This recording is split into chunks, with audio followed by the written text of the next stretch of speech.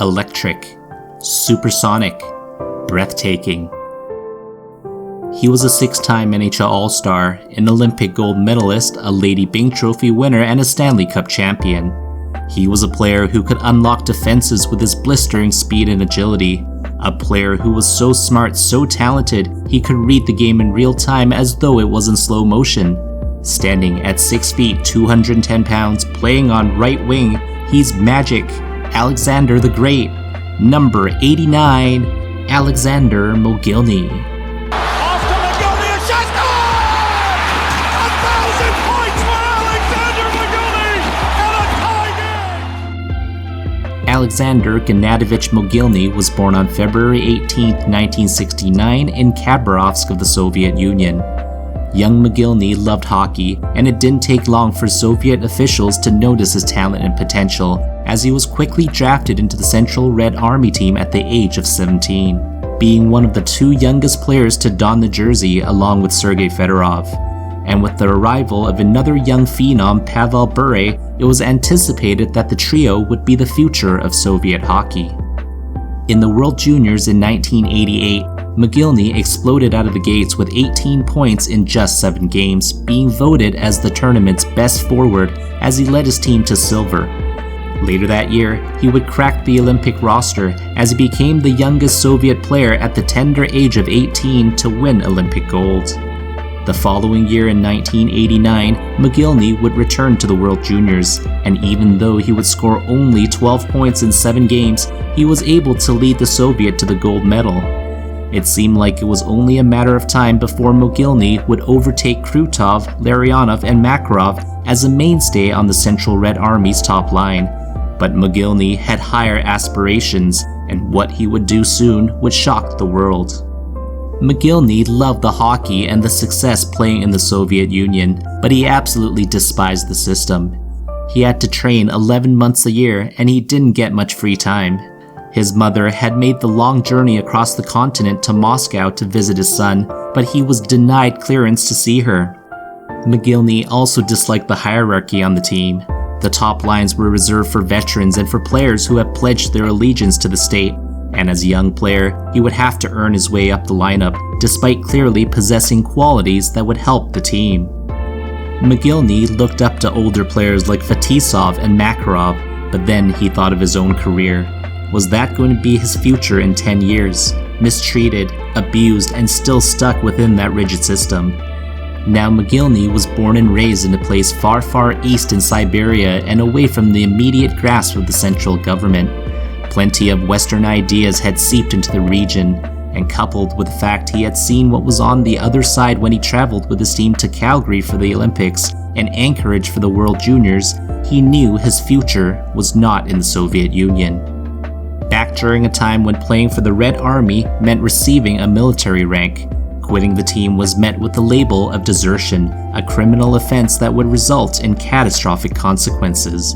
But despite knowing the risks and knowing full well that nobody within the last 45 years had managed a successful defection, Mogilny was prepared to put his well-being, his future, his life on the line in order to do what he thought was right. And in 1989, Mogilny finally made the most important decision of his life: defection to North America, a move that would change not only his future, but the future of the entire sport. In the year before, the Buffalo Sabres had selected Mogilny in the 5th round, 89th overall in the 1988 NHL entry draft, and they were wildly hopeful he might join their team later in his career, like older Soviet players had done elsewhere. But little did they expect, Mogilny would contact the Buffalo Sabres not even a year later to plan his exit. And that brings us to Stockholm, Sweden, the hosts of the 1989 World Championships. The Soviet team, in which Mogilny was a part of, had just won the gold medal, and when the team was back at the hotel, Mogilny snuck out to meet with the Sabres representatives. And the series of events that followed would be exactly what you'd expect from a movie. Changing the meetup location from an apartment to a shopping mall, knowing the Soviet authorities had tapped the phones so no names were used when they spoke, and waiting for official documents so Mogilny could board the plane to the US. While they were waiting, they knew they couldn't stay in one place for long, so they hopped from hotel to hotel in attempts to shake off those sent to capture him. Mogilny attempted to call his mother, but the other guy on the phone sounded pretty suspicious, so he hung up and left the hotel immediately.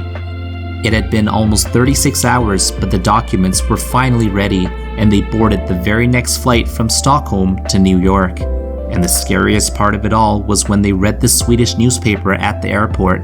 The names of Mogilny and his translator, as well as the Buffalo Sabres representatives, were all on there, as well as the names of the hotels they stayed at.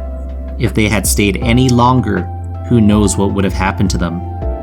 Mogilny had become a free man. His sacrifice had paid off, and more importantly, his defection would see a loosening of the rules in the Soviet Union, as it paved the way for other young players like Fedorov and Bure to leave for the NHL. Mogilny's arrival in the NHL in the 1989-1990 season was nothing short of a revelation. He was fast, oh boy was he fast, as when he was in the clear, no matter how hard you tried, you were never going to catch up to him. He was dynamic, as he seemed to know what to do in any given situation. The way he crisscrossed over the blue line to create space, the way he played with such high tempo, high intensity, it was just so much fun to watch. He played a strong two-way game with his overwhelming hockey IQ and his next-level sense of anticipation. But perhaps most importantly, he simply made those he played with better.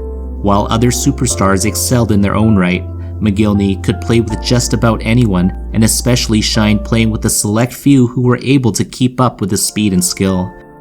As some of his ex-line mates have attested to time and time again, Mogilny was simply the most talented, the easiest player they've ever played with. The way he was able to penetrate and split that D was like knife and butter. The way he received that puck in full flight, he was gone before the opposition could even react to it. The way he released his quick snapshot, or the way he snuck in that backhand 5-hole, goalies had no choice but to accept their fate. Mogilny's time with Buffalo saw him register some pretty amazing offensive numbers as he lit up the league in the 1992-93 season, in which he co-led all players with 76 goals in 77 games. Pretty much a goal a game, and he would continue that pace in the playoffs, scoring 7 and 7.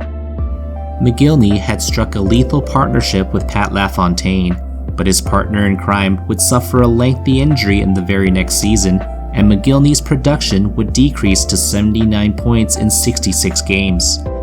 The Sabres, who were in the midst of a rebuild now, were not prepared to continue paying Mogilny top dollars, so in the off-season in 1995, they would trade him to the Vancouver Canucks, reuniting him with his ex-teammate Pavel Bure.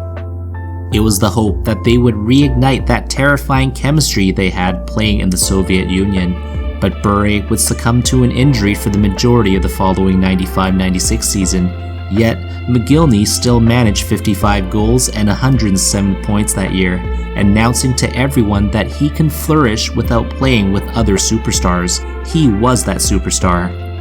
To get a sense of the level he was playing at, here's Pavel Bure, who was known for his explosiveness, going at top speed, and then there's Mogilny going even faster.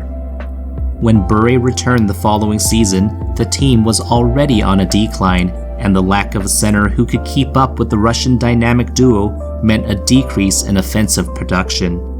Mogilny would suffer injuries over the next few years, as he and Bure had failed to recreate that chemistry.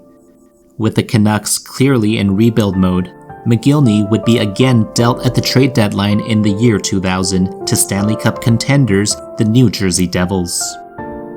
The Devils, who were at the top of the Eastern Conference standings at the time, were in the midst of a pretty bad slump, and they sought to acquire some help with the playoffs looming.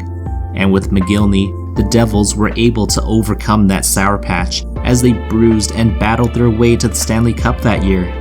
Mogilny's arrival late in the season provided the secondary scoring that was needed, as he added 16 points in 25 playoff games.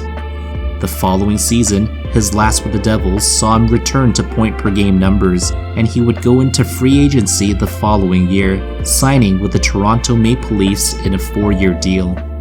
Even though he would be hampered by injuries, he continued to perform well, as he won the Lady Byng Trophy in 2003 as the player with the most sportsmanship and gentlemanly conduct, combined with a high standard of playing ability. He established himself as a fan favorite, and before his time with the Leafs was over, Mogilny would become the second ever Russian-born player to register 1,000 points, behind only ex-teammate Sergei Fedorov, who reached the milestone just a few days prior. After the 2004-2005 NHL lockout, Mogilny would sign as a free agent with the New Jersey Devils, but injuries continued to plague him, especially his hip, and he would accept a demotion to play in the minors for the Albany River Rats for the final part of the 05-06 season. After the season, Mogilny was not able to get medical clearance to play, and he sat out on long-term injury reserve, ultimately having to retire from professional hockey. Mogilny would return to Russia, becoming a consultant for his hometown team, Amur Khabarovsk of the KHL. He would later be hired by Admiral Vladivostok as president in 2003, and he would return to Amur Khabarovsk to become their president just 2 years later, a title he still holds to this very day. Alexander Mogilny was a pioneer for Russian hockey players, defecting to the West at the age of 20 and setting the NHL ablaze with his superstar abilities. He set an NHL record by scoring 5 seconds into a hockey game in 1991. He became the first Russian to be an NHL captain when he donned the C on an interim basis in 1993 for the Buffalo Sabres, and in the same year, he set the record with 11 game-winning goals in a single season. He holds the highest single-season goal-scoring record as a Russian player with 76 goals, and he's currently 4th all-time in points by a Russian player, behind only Ovechkin, Fedorov, and Malkin. All that, along with a Stanley Cup, Olympic gold medal, World Junior Championship, and World Championship gold medal, and scoring 1,000 points during the entirety of his distinguished career, and he is not yet in the Hockey Hall of Fame. It is with this in which we should all take a lesson from Alexander Mogilny. Sometimes we can do all the good in the world and never get the recognition we deserve. But why worry about something that's out of your control? I know he deserves it, you know he deserves it, he knows he deserves it. He doesn't need approval from anyone to know the impact he's had on the game of hockey. Mogilny's been snubbed for over a decade and his wait continues. Analysts, ex-teammates, and hockey fans from all corners of the world remain baffled by his omission from the Hall.